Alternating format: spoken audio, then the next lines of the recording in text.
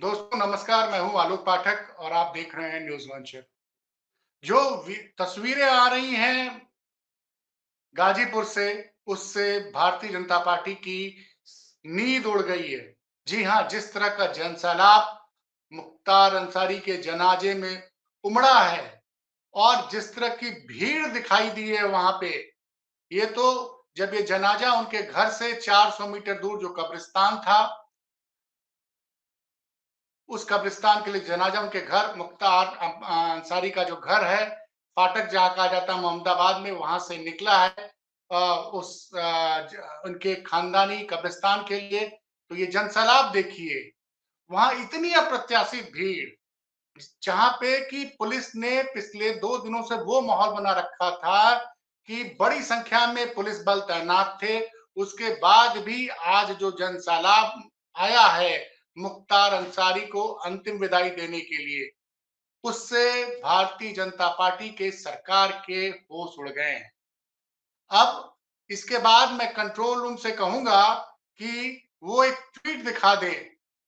भारत समाचार ने एक ट्वीट किया आज सुबह, अब से थोड़ी देर पहले, कि योगी जी ने आज के अपने सारे दौरे कैंसिल कर दिए। समझिए, एक तरफ ये जनसैलाब जो मुख्तार के जनाजे में आता है, उसके बाद एक नमाज की तस्वीर है। कंट्रोल रूम से मैं कहूंगा दफनाने के पहले जो नमाज पढ़ी जाती है उसके लिए वो जनसैलाब उतरा। तो जिस तरह का जन समर्थन मुख्तार अंसारी को की के लिए उपजा है, उमड़ा है पूरे उत्तर प्रदेश में, खासकर पूर्वांचल में, उसने भारतीय जनता पार्टी की सरकार की नींद उड़ा दी है। अब से थोड़ी देर पहले इस वीडियो को देखने के बाद मैंने गाजीपुर के कई लोगों से बात की। सबने एक ही बात कही कि देखिए साहब, इस मौत से भारतीय जनता पार्टी को पूर्वांचल में बड़ा नुकसान होने जा रहा है। कई लोगों ने तो 5-6 सीटों के नाम तक गिना दिए कि ये सीटें अब भाजपा के हाथ से गई। जैसे पिछली बार भारतीय जनता पार्टी ने बलिया की लोकसभा सीट जीत ली थी, लेकिन अब वहां जीतना मुश्किल है। उसके अलावा वो बता रहे हैं कि गाजीपुर फिर हारेंगे, घोसी फिर हारेंगे, साथ में जितने भी आसपास के जिले हैं, जैसे सलेमपुर है बगल में लगा हुआ, उसके बाद आजमगढ़ में अभी उपचुनाव में जीत गए तो वहां बोल रहे हैं परेशानी होगी, जौनपुर, मतलब कुल मिला जिला के कई सीटों पर पूर्वांचल की इस जो मुख्तार की मौत के बाद जो सहानुभूति की लहर दिख रही है अंसारी परिवार को लेके, उसने भाजपा के लिए, मैं बार-बार कह रहा हूं, मुश्किलें खड़ी कर दी। अब मैं एक जो चौंकाने वाली बात बता रहा हूं। गाजीपुर के लिए भारतीय जनता पार्टी ने अपना प्रत्याशी नहीं घोषित किया है। हैं? कई लोग वहां से टिकट मांग रहे थे, लेकिन अब कई लोगों ने टिकट के लिए दबाव बनाने सोचा है कि अब वो टिकट नहीं मांगेंगे। ये स्थिति है कि अब गाजीपुर में जब अभी तक भारतीय जनता पार्टी से कई लोग चुनाव लड़ने के लिए दबाव डाल रहे थे। इसलिए भारतीय जनता पार्टी ने ना गाजीपुर का प्रत्याशी घोषित किया था, ना बलिया के। लेकिन अभी जो मेरी 2-3-4 लोगों से बात हुई है, उसमें से एक सज्जन उस ग्रुप के माने जाते हैं जो बड़ी मजबूती से ये प्रयास कर रहे थे कि गाजीपुर में इस बार उनको टिकट मिले लोकसभा का। उस सज्जन ने कहा कि भाई साहब, अब हम लोग प्रयास नहीं करेंगे क्योंकि ये चुनाव एक तरफा हो गया है। अफजाल को यहाँ से जीतने से कोई नहीं रोक पाएगा। देखिए, आज क्या-क्या हुआ है, अभी मैं कंट्रोल रूम से कहूँगा एक एक ट्वीट और लगा दें। जब भारत समाचार का एक फ्लैश आया आपसे 1 घंटे पहले उसके चैनल पे कि वहाँ गोदी मीडिया मुर्दाबाद के नारे लगे। दरअसल हुआ क्या है कि कई चैनलों पे मुख्तार के खिलाफ जो बोला गया, उससे वहां के लोग बहुत नाराज हैं। वैसे सोशल मीडिया पे तमाम बयान वहां भरे पड़े हैं, जहां कई लोग मुख्तार को माफिया मानने को तैयार नहीं है। और वहां पे लोगों ने गोदी मीडिया गो बैक के नारे लगाए और कई जगह पे तो गोदी मीडिया के कैमरामैन और रिपोर्टर को दौड़ा भी दिया। और ये खबर भारत समाचार ने अब से 1.5-2 घंटे पहले अपने चैनल पे लगाई थी। मैं कंट्रोल से कह रहा हूं कि उस ट्वीट को लगा दें। तो ये एक माहौल देखिए, एक तरफ तो ये भाजपा फंसी कहां से है। कल कल परसों रात तो से बहस शुरू हो गई थी कि मुख्तार की मौत सामान्य है कि असामान्य है। उसके बाद कल चिट्ठी वायरल हो जाती है कि मुख्तार अंसारी ने 21 मार्च को ही कोर्ट में लिख के दे दिया था कि मुझे खाने में जहर दिया जा रहा है, मेरी जान लेने की कोशिश की जा रही है। उसके बाद कल के दिन बाराबंकी में कल एमपी एमएलए कोर्ट में सुनवाई हो रही थी उस मामले में जिसमें मुकदमा चल रहा था। उसमें मुख्तार के वकील ने जेल प्रशासन पर एफआईआर कराने की मांग की है। उन्होंने कहा कि हमने पहले भी कहा था कि हमारे मुवक्किल को जहर दिया जा रहा है और उनकी मौत हो गई है, इसलिए इन लोगों के ऊपर मुख्तार की जान लेने का एफआईआर दर्ज किया जाए। अब ये सब तो बवाल चल ही रहा था। सरकारी पक्ष ये कह रहा था कि हमने पोस्टमार्टम कराया, बिसरा की रिपोर्ट आ जाएगी। लेकिन कल उत्तर प्रदेश के पूर्व आईपीएस रिटायर्ड डीजी है वीएन राय। उन्होंने एक सोशल मीडिया प्लेटफॉर्म से बात करते हुए बहुत बड़े रहस्योद्घाटन किए। उन्होंने कहा कि अब एक ऐसी तकनीक आ गई है कि अगर बिसरा रिपोर्ट में भी नहीं पता चलता है जहर दिया गया कि नहीं दिया गया, लेकिन अगर आज से 5 साल 10 साल बाद भी कब्र में से शरीर के कुछ अवशेष अगर निकाले जाते हैं, जैसे हड्डी हो गया, बाल हो गया, नाखून वगैरह, उनकी जांच करके भी पता करा जा सकता है कि आदमी को जहर दिया गया था कि नहीं दिया गया था। यहाँ पे मैं कई लोगों से मैंने बात की। सब लोगों ने कहा कि भाई साहब, एक सज्जन ने तो यहाँ तक दावा किया कि उन्होंने इज़राइल की एजेंसी मोसाद का नाम लिया कि मोसाद इस तरह जो आरोप लगा रहे हैं परिजन कि मोसाद इस तरह के कई षड्यंत्र कर चुकी है, जिसमें अपने विरोधी को खाने में वो ऐसी चीजें खिलवा देते थे, जो जिससे उसकी जान चली जाती थी और पोस्टमार्टम रिपोर्ट या किसी भी चीज में वो पकड़ा नहीं जाता था। लेकिन कल जब एक्स डीजीपी जो रहे हैं यहाँ पे वीएन राय, जो अगर मेरी जानकारी सही है तो संभवतः गाजीपुर के आसपास के रहने वाले हैं। उन्होंने दीपक शर्मा, आप जानते होंगे, देश के बहुत जाने माने पत्रकार रहे हैं और इंडिया टुडे के स्पेशल इन्वेस्टिगेशन टीम के चीफ हुआ करते थे, कई सालों तक अपना यूट्यूब चैनल चला रहे हैं। उस पे कल उन्होंने बोला है वीएन राय ने, आप जाके वहां देख सकते हैं, बहुत डिटेल में बोला है कि अगर किसी भी तरह का कोई भी जहर दिया गया होगा और वो सामान्य जांचों में नहीं पकड़ा जाता है, तो अब जो है ये जो इस तरह की आधुनिक इस जांच में, विष की जांच में इतनी ज्यादा टॉक्सिकोलॉजिकल रिसर्च इतनी ज्यादा आगे बढ़ गई है कि आज से 5 साल 10 साल बाद भी कब्र से कोई भी शरीर का अवशेष, जैसे हड्डी नहीं गल पाती है, कई बार बाल नहीं गल पाते हैं या नाखून वगैरह कोई भी टुकड़ा मिलेगा, तो उससे साबित हो सकता है कि पता किया जा सकता है कि जहर दिया गया कि नहीं दिया गया। अब जब इस तरह की खबरें लगातार चल रही हैं, तो मुख्तार के लिए जबरदस्त सिंपैथी, मुख्तार और मुख्तार के परिवार के लिए एक बहुत जबरदस्त सिंपैथी का माहौल बन गया है। दूसरी बात जो गौर करने लायक है कि बांदा से लेकर गाजीपुर तक का जो सफर था, वो लगभग 450 किलोमीटर का था। वहां पे जो काफिलों के साथ जो रिपोर्टर्स गए, उन्होंने बताया है कि कई जगह पे बड़ी संख्या पे भीड़ जो है उनके काफिले का इंतजार कर रही थी। तो ये एक तो ये हुआ, दूसरा ये है कि अब जबरदस्त ध्रुवीकरण हो गया है। जबरदस्त ध्रुवीकरण हो गया है। अब मुस्लिम समुदाय का वोट खुल के जो है वो अफजाल और समाजवादी पार्टी के पक्ष में जाएगा। यहाँ पे एक भाजपा के बड़े नेता ने अपना नाम न जाहिर करने की मुझसे बात की और उन्होंने कहा कि पाठक जी, आप मेरा नाम मत लीजिएगा। तो उन्होंने बताया कि सर, आप मायावती जी का ट्वीट पढ़ लीजिए। मायावती के ट्वीट को उनका वोटर बहुत ध्यान से पढ़ता है और उन्होंने ये संदेश दे दिया है कि जहां आपको लगेगा कि बसपा का कैंडिडेट नहीं जीत रहा है, तो वहां विपक्ष के कैंडिडेट को आप वोट कर दीजिएगा। ये भाई वो बहुत मजे हुए राजनेता हैं और उनके बारे में बता दूं, वो पूर्वांचल से ही आते हैं। तो इसी वजह से गाजीपुर में जो लोग टिकट के लिए प्रयास कर रहे थे, बलिया में प्रयास कर रहे थे भाजपा में, उन्होंने अपने हाथ वापस खींच लिए। तो एक तरफ देखिए, मैं ये नहीं कहता हूं कि मुख्तार अंसारी पूरी तरह से संत थे ना, बिल्कुल संत नहीं थे, उनके ऊपर गंभीर अपराधों के मुकदमे थे। मैं खुद पूर्वांचल का रहने वाला हूं, बनारस का रहने वाला हूं, बनारस में काफी टाइम बिताया है, मेरा पैतृक गांव बलिया, मैं जानता हूं और मैं मीडिया में रहा हूं, इसलिए मैं मुझे पता है कि मुख्तार की छवि जो थी वो ठीक है, वो गरीब। और एक छवि मैं बोलूंगा, जो मैं चूंकि मोहम्मदाबाद विधानसभा का जिक्र बार बार लोग करते हैं, अब इसमें दो चीजों का जिक्र करूं। कई लोग कह रहे हैं कि कृष्णानंद राय की बड़ी बेरहमी से मुख्तार के लोगों ने जान ले ली थी, उन पे 500 गोलियां चलाई। अब इसके बहुत लोग नहीं जानते हैं कि कृष्णानंद राय के काफिले पे जब हमला हुआ था, उसके कुछ महीने पहले मुख्तार के काफिले पे लखनऊ में हमला हुआ था। और वो हमला कृष्णानंद राय की गैंग ने किया था और उस वक़्त काफिले में शायद मुख्तार की बीवी भी थी। तो इसका बदला लेने के लिए मुख्तार के लोगों ने कृष्णानंद राय पे अटैक किया था। पहले जो है मुख्तार के काफिले पे लखनऊ में हमला हुआ था। लखनऊ में दिलकुशा क्रॉसिंग के पास ये हमला हुआ था। और एक पत्रकार है ममता त्रिपाठी, उन्होंने तो इस पूरी घटना का ज़िक्र किया है। ये लिखा है उन्होंने कि उस काफिले में पहले जब कृष्णानंद राय के लोगों ने अटैक किया था मुख्तार के काफिले में, तो उस वक़्त काफिले में मुख्तार की पत्नी थी और इसी का बदला लेने के लिए मुख्तार के लोगों ने कृष्णानंद राय पे हमला किया था।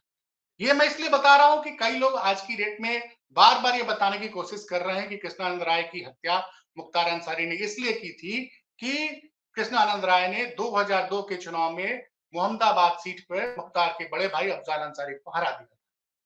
देखिए ये एक सच है, लेकिन दूसरा सच जो कल आया सामने मैं मेरी भी उस घटना पे ध्यान गई कि जी हाँ, मुख्तार के काफिले पर पहले हमला हुआ है, उसके कुछ महीने बाद कृष्णानंद के राय के अटैक हुआ है। तो ये भी चीज़ें क्लियर हो गई।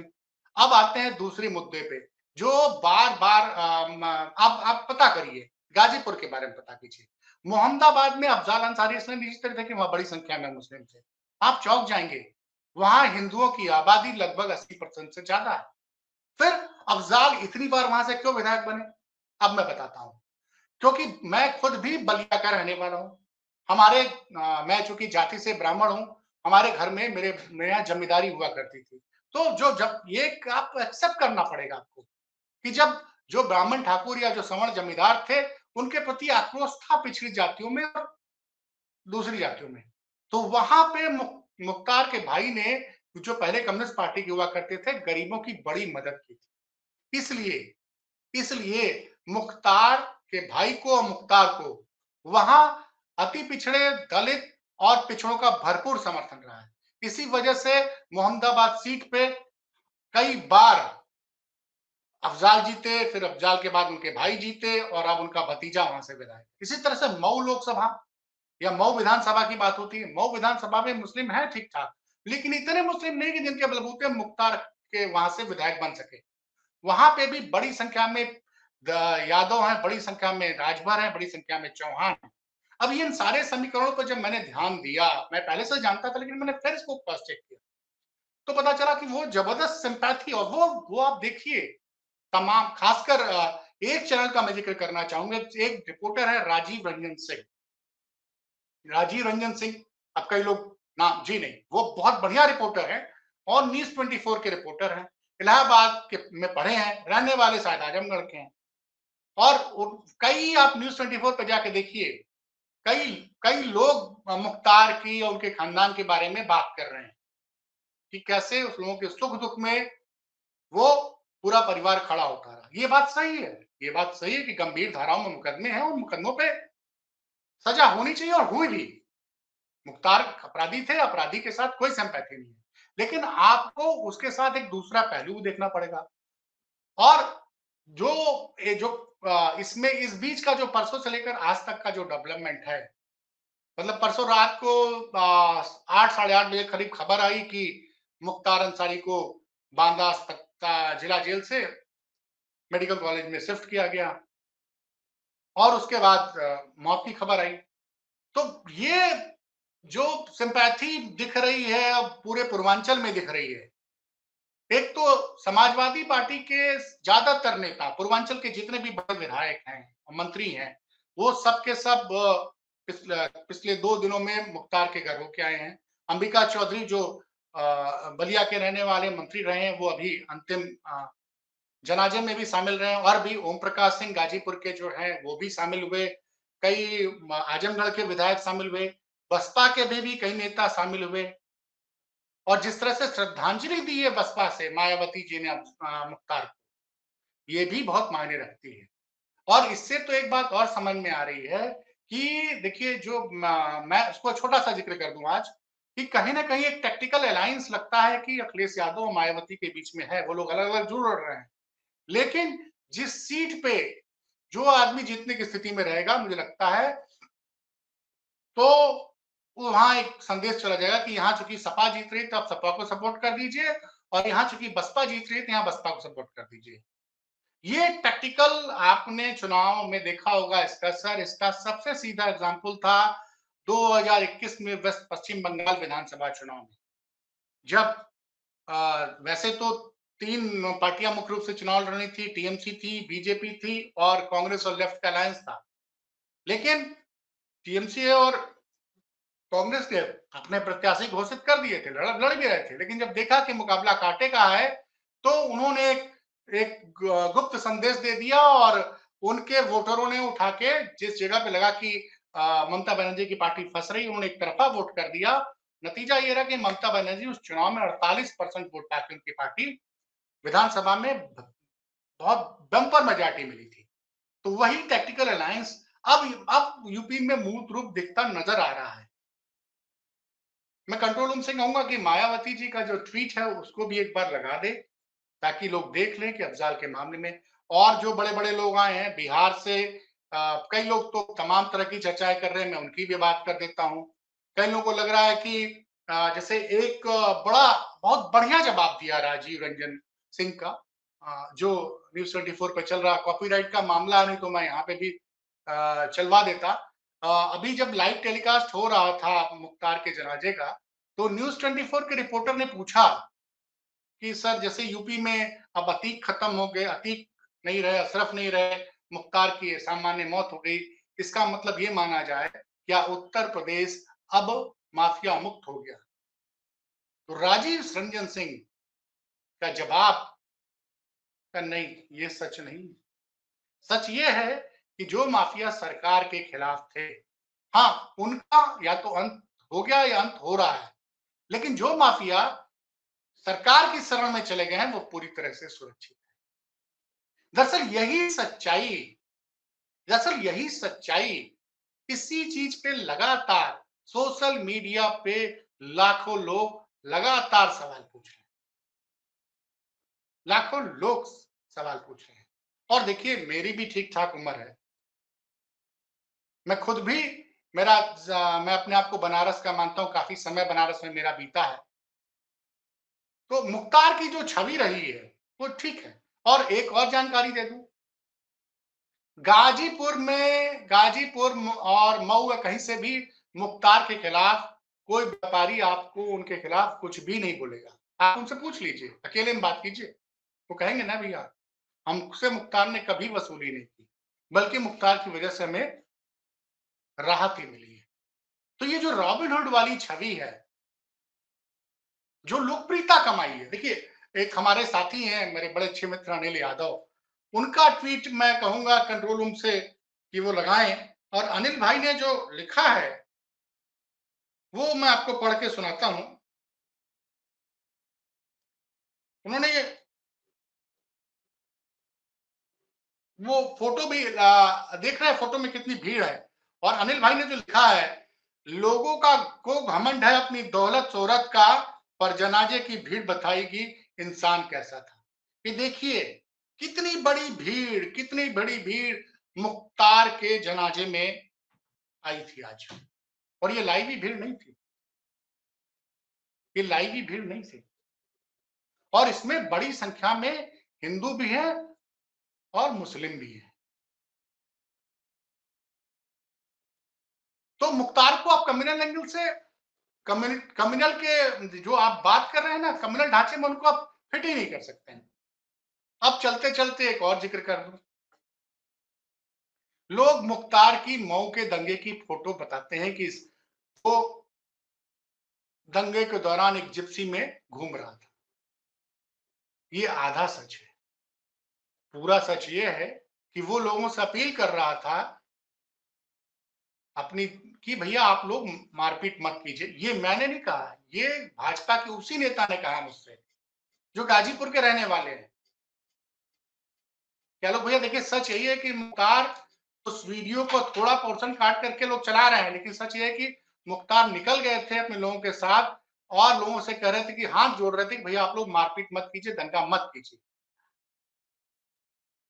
और दंगे को खत्म कराने के लिए मुख्तार गए। लेकिन खैर चलिए, हाँ, लेकिन एक चीज और भी है, जैसे मैं सारी बातें बताऊं तो एक सच मुख्तार के बारे में बता दूं। जो ऑडियो वायरल हुआ था कृष्णानंद राय की हत्या के बाद, जिसमें अभय सिंह और उनकी उनकी बातचीत का ऑडियो वायरल था, वो ऑडियो उस ऑडियो में लग रहा था कि कहीं न कहीं मुख्तार जो है बड़े प्रसन्न थे कृष्णानंद राय की मौत पे। तो मुझे वो भी बड़ा अजीब लगा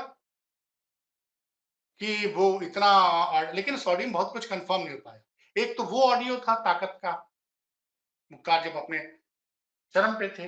दूसरा एक ऑडियो परसों से वायरल कल से वायरल हो रहा है, जो उमर अंसारी से मुख्तार की अंतिम बातचीत हुई, जिसमें वो बता रहे थे कि वो बहुत कमज़ोर हो गए हैं और अपना बता रहे थे कि शरीर यहीं रह जाता है, रूह चली जाती है। और ये बातचीत बताई जाती है 27 तारीख की दोपहर के 4 बजे की, और रात को 9-10 बजे के उनकी मौत की खबर आ जाती है। तो शायद हो सकता है मुख्तार को अपनी मौत का पूर्वानुमान हो गया था। लेकिन मैं इस दोनों ऑडियो का ज़िक्र इसलिए कर रहा हूँ कि देखिए आदमी जब सब ताकत के नशे में रहता है, तो वो किसी की मौत पे जश्न मनाता है, बाद में भूल जाता है कि एक दिन वो ताकत जो है, कि आदमी के पास ताकत नहीं होती है। तो ये मुख्तार के व्यक्तित्व का वो पहलू है, जो उनका नेगेटिव पक्ष भी बाहर करता है, कि जिस तरह से उन्होंने बताया, जो अभी सपा के एक विधायक हैं, अभय सिंह से बातचीत बताया जा रहा है कि वो वायरल वीडियो तब का है। वो तब का ऑडियो 2005 का ऑडियो और जो परसों का ऑडियो वायरल हुआ है, उन दोनों में देखिए आदमी वही है, लेकिन परिस्थितियाँ बदल गई हैं। तो आदमी महत्वपूर्ण नहीं होता है, आदमी के पास जो ताकत है, वो समय की वजह से होती है, और समय सबकी ताकत हर लेता है। तो किसी भी व्यक्ति को अपनी ताकत पे फिलहाल कोई गुमान नहीं करना चाहिए। मैं बात अंत में इसी चीज़ से खत्म करूँगा कि अगर आज आप सत्ता में हैं, तो भी विनम्र बने रहिए। विपक्ष वाला तो विनम्र रहेगा ही, क्योंकि वो चुनाव हार चुका है। लेकिन फिलहाल ये भी आधा सच है कि मुख्तार बहुत बड़े माफिया थे, और ये भी आधा सच है कि मुख्तार बहुत बड़े दयालु आदमी थे। हाँ, पूरा सच यही है कि मुख्तार कुछ के लिए माफिया थे, मुख्तार कुछ के लिए देवता थे। यही सच उभर के आया है, और फिर वही दोहराऊँगा कि मुख्तार के जनाजे में या पिछले लगभग 36-37 घंटे में जिस तरह का सिम्पैथी दिखी है मुख्तार को लेके जनता के बीच में, खासकर मुस्लिम समुदाय से, उसको सीधा का सीधा फायदा इंडिया गठबंधन को होता दिख रहा है, और भारतीय जनता पार्टी तो खुद ही बैकफुट पे आ गई है। खुद अभी जैसा वो ट्वीट मैं फिर से कहूँगा, यूपी की वो भारत समाचार का वो ट्वीट लगाएँ, जिसमें जानकारी दी गई थी कि योगी आदित्यनाथ के आज के सारे कार्यक्रम रद्द कर दिए गए। बाकी आप खुद समझिए कि जनाजों की भीड़, जनाजों में ओ ओ ओ जनाजों में उमड़े जनसैलाब से भारतीय जनता पार्टी की सरकार कितनी परेशान है।